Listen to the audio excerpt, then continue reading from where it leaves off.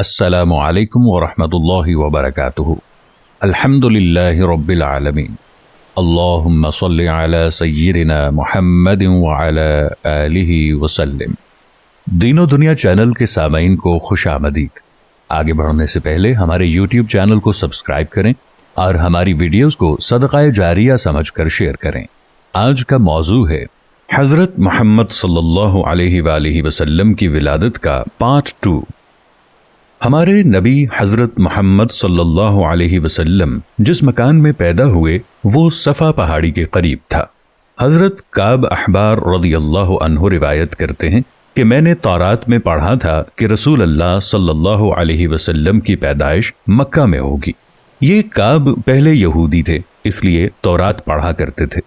دنیا میں آتے ہی حضور اکرم صلی اللہ علیہ وسلم روئے۔ حضرت عبد الرحمن بن عوف رضی اللہ عنہ کی والدہ کہتی ہیں کہ جب حضرت آمنہ کے ہاں ولادت ہوئی تو میں وہاں موجود تھی۔ آپ صلی اللہ علیہ وسلم میرے ہاتھوں میں آئے۔ یہ غالباً دایا تھی، ان کا نام شفا تھا۔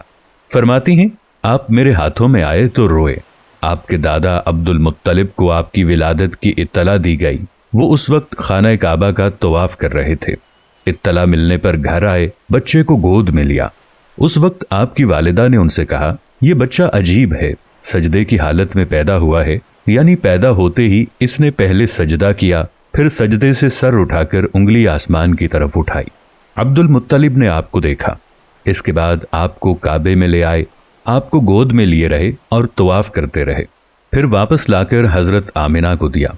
آپ کو عرب کے دستور کے مطابق ایک برتن سے ڈھانپا گیا، لیکن وہ برتن ٹوٹ کر آپ کے اوپر سے ہٹ گیا۔ اس وقت آپ اپنا انگوٹھا چوستے نظر آئے۔ اس موقع پر شیطان بری طرح چیخا۔ تفسیر ابن مخلد میں ہے کہ شیطان صرف 4 مرتبہ چیخا۔ پہلی بار اس وقت جب اللہ تعالیٰ نے اسے ملعون ٹھہرایا، دوسری بار اس وقت جب اسے زمین پر اتارا گیا، تیسری بار اس وقت چیخا جب حضرت صلی اللہ علیہ وآلہ وسلم کی پیدائش ہوئی، اور چوتھی مرتبہ اس وقت جب نبی کریم صلی اللہ علیہ وسلم پر سورہ فاتحہ نازل ہوئی۔ اس موقع پر حضرت حسان بن ثابت رضی اللہ عنہ کہتے ہیں، میں 8 سال کا تھا، جو کچھ دیکھتا اور سنتا تھا اس کو سمجھتا تھا۔ ایک صبح میں نے یثرب یعنی مدینہ منورہ میں ایک یہودی کو دیکھا۔ وہ ایک اونچے ٹیلے پر چڑھ کر چلا رہا تھا۔ لوگ اس یہودی کے گرد جمع ہو گئے اور بولے، کیا بات ہے، کیوں چیخ رہے ہو؟ یہودی نے جواب دیا، احمد کا ستارہ طلوع ہو گیا ہے اور وہ آج رات پیدا ہو گئے ہیں۔ حضرت کعب احبار رضی اللہ عنہ فرماتے ہیں کہ میں نے تورات میں پڑھا ہے کہ اللہ تعالیٰ نے حضرت موسیٰ علیہ السلام کو حضرت صلی اللہ علیہ وسلم کی ولادت کے وقت کی خبر دی تھی، اور حضرت موسیٰ علیہ السلام نے اپنی قوم بنی اسرائیل کو اس کی اطلاع دے دی تھی۔ اس سلسلے میں انہوں نے فرمایا تھا، تمہارے نزدیک جو مشہور چمکدار ستارہ ہے، جب وہ حرکت میں آئے گا تو وہی وقت رسول اللہ صلی اللہ علیہ وسلم کی پیدائش کا ہوگا۔ یہ خبر بنی اسرائیل کے علماء ایک دوسرے کو دیتے چلے آئے تھے، اور اس طرح بنی اسرائیل کو بھی حضرت کی ولادت کا وقت یعنی اس کی علامت معلوم تھی۔ حضرت عائشہ رضی اللہ عنہا سے روایت ہے کہ ایک یہودی عالم مکے میں رہتا تھا۔ جب وہ رات آئی جس میں حضرت صلی اللہ علیہ وسلم پیدا ہوئے تو وہ قریش کی ایک مجلس میں بیٹھا تھا۔ اس نے کہا، کیا تمہارے ہاں آج کوئی بچہ پیدا ہوا ہے؟ لوگوں نے کہا، ہمیں تو معلوم نہیں۔ اس پر اس یہودی نے کہا، میں جو کچھ کہتا ہوں اسے اچھی طرح سن لو۔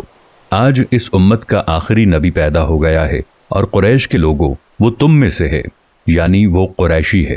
اس کے کندھے کے پاس ایک علامت ہے، یعنی مہر نبوت۔ اس میں بہت زیادہ بال ہیں، یعنی گھنے بال ہیں، اور یہ نبوت کا نشان ہے، اور یہ نبوت کا نشان ہے، نبوت کی دلیل ہے۔ اس بچے کی ایک علامت یہ ہے کہ وہ 2 رات تک دودھ نہیں پیے گا۔ ان باتوں کا ذکر اس کی نبوت کی علامات کے طور پر پرانی کتب میں موجود ہے۔ علامہ ابن حجر نے لکھا ہے کہ یہ بات درست ہے، آپ نے 2 دن تک دودھ نہیں پیا تھا۔ یہودی عالم نے جب یہ باتیں بتائیں تو لوگ وہاں سے اٹھ گئے۔ انہیں یہودی کی باتیں سن کر بہت حیرت ہوئی تھی۔ جب وہ لوگ اپنے گھروں میں پہنچے تو ان میں سے ایک نے اس کی باتیں اپنے گھر کے افراد کو بتائیں۔ عورتوں کو چونکہ حضرت آمنہ کے ہاں بیٹا پیدا ہونے کی خبر ہو چکی تھی، اس لیے انہوں نے اپنے مردوں کو بتایا، ذرا چل کر مجھے وہ بچہ دکھاؤ۔ لوگ اسے ساتھ لیے حضرت آمنہ کے گھر کے باہر آئے، ان سے بچہ دکھانے کی درخواست کی۔ آپ نے بچے کو کپڑے سے نکال کر انہیں دے دیا۔ لوگوں نے آپ کے کندھے پر سے کپڑا ہٹایا۔ یہودی کی نظر جوں ہی مہر نبوت پر پڑی، وہ فوراً بے ہوش ہو کر گر پڑا۔ اسے ہوش آیا تو لوگوں نے اس سے پوچھا، تمہیں کیا ہو گیا تھا؟ جواب میں اس نے کہا، میں اس غم سے بے ہوش ہوا تھا کہ میری قوم میں سے نبوت ختم ہو گئی، اور اے قریشیو، اللہ کی قسم یہ بچہ تم پر زبردست غلبہ حاصل کرے گا اور اس کی شہرت مشرق سے مغرب تک پھیل جائے گی۔ ملک شام کا ایک یہودی عیس مکہ سے کچھ فاصلے پر رہتا تھا۔ وہ جب بھی کسی کام سے مکہ آتا، وہاں سے لوگوں سے ملتا تو ان سے کہتا، بہت قریب کے زمانے میں تمہارے درمیان ایک بچہ پیدا ہوگا، سارا عرب اس کے راستے پر چلے گا، اس کے سامنے ذلیل اور پست ہو جائے گا، وہ عجم اور اس کے شہروں کا بھی مالک ہو جائے گا۔ یہی اس کا زمانہ ہے۔ جو اس کی نبوت کے زمانے کو پائے گا اور اس کی پیروی کرے گا، وہ اپنے مقصد میں کامیاب ہوگا۔ جس خیر اور بھلائی کی وہ امید کرتا ہے، وہ اس کو حاصل ہوگی، اور جو شخص اس کی نبوت کا زمانہ پائے گا مگر اس کی مخالفت کرے گا، وہ اپنے مقصد اور آرزوؤں میں ناکام ہوگا۔ مکہ معظمہ میں جو بھی بچہ پیدا ہوتا، وہ یہودی اس بچے کے بارے میں تحقیق کرتا اور کہتا، ابھی وہ بچہ پیدا نہیں ہوا۔ آخر جب نبی کریم صلی اللہ علیہ وسلم اس دنیا میں تشریف لائے تو عبد المطلب اپنے گھر سے نکل کر اس یہودی کے پاس پہنچے۔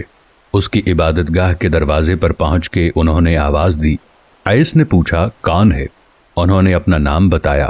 پھر اس سے پوچھا، تم اس بچے کے بارے میں کیا کہتے ہو؟ اس نے انہیں دیکھا، پھر بولا، ہاں تم ہی اس کے باپ ہو سکتے ہو۔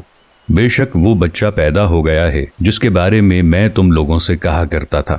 وہ ستارہ آج طلوع ہو گیا ہے جو اس بچے کی علامت ہے، اور اس کی علامت یہ ہے کہ اس وقت اس بچے کو درد ہو رہا ہے۔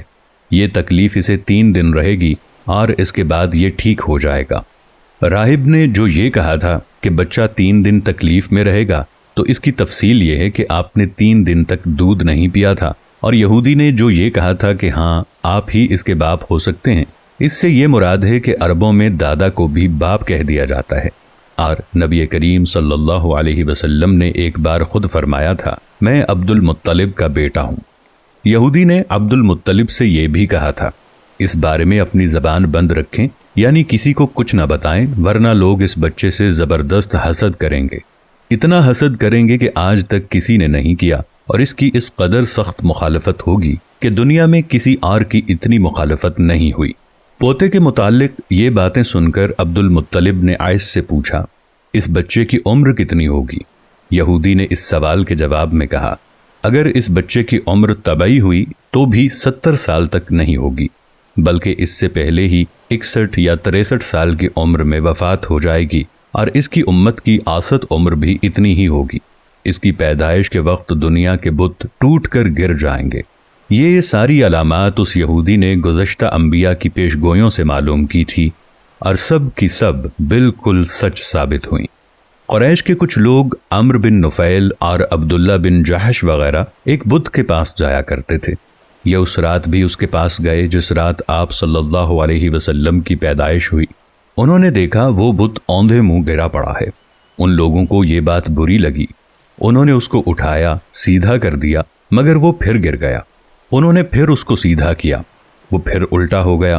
ان لوگوں کو بہت حیرت ہوئی، یہ بات بہت عجیب لگی۔ تب اس بت سے آواز نکلی، یہ ایک ایسے بچے کی پیدائش کی خبر ہے جس کے نور سے مشرق اور مغرب میں زمین کے تمام گوشے منور ہو گئے ہیں۔